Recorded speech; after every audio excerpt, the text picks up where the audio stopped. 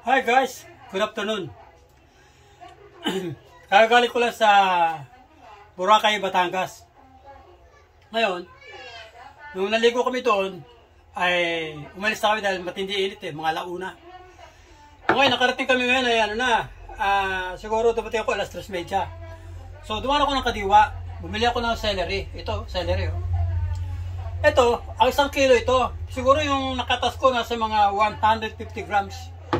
Ito nasa mga 850 grams. So that is equivalent ng 1,000 grams equals 1 kilo. No? Ay, binabad ko sa tubig para tumugal siya. Within 3 days, uupakan ko to. Ngayon, ang to, kasi yung may halo ito naluwa ko ng mangga para maalis yung pait. Kasi pag di mo alis ang pait, hindi mo talaga mainom yan. Kahit huminga ka ng malalim o pumikit ka man.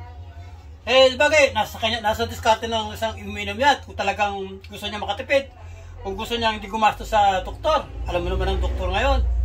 700, 600 ang konsulta. Plus yung mga gamot ba, 1,000. So ang na nga na dyan, mag-test ka. At least makapag-save ka para sa health ni mo. Kaya nito, kinatas ko nito. So ngayon, ang pagkatas ito, blender muna. Ngayon, sinala ko na lang yung sapal. Kaya lang, inisip ko, bakit pa itatapon ng sapal? May nutrients din yun. Siguro next time, isama ko ng sapal. Mas matindi yun. Yung sapal ng celery. Kasi iba talaga lasa nito Pero ito, good for the heart. Aalisan niya yung bara ng ugat papunta sa puso. Yung sa mga pusong umiibig. Yung mga kind-hearted volunteers. No? So, ano lang dito, siguro next time, hindi ko natatagalin ng sapal. Iinumin ko na ito mismo.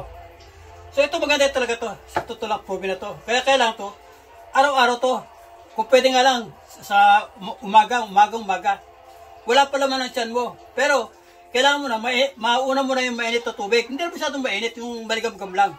Para ang internal organ natin ay mag-circulate na maligam-gam.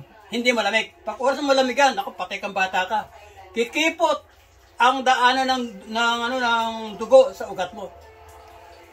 Yan lang ang may papayo ko. Pero kung ayaw nyo maniwala, walang problema. Kung naniniwala naman kayo, good for you.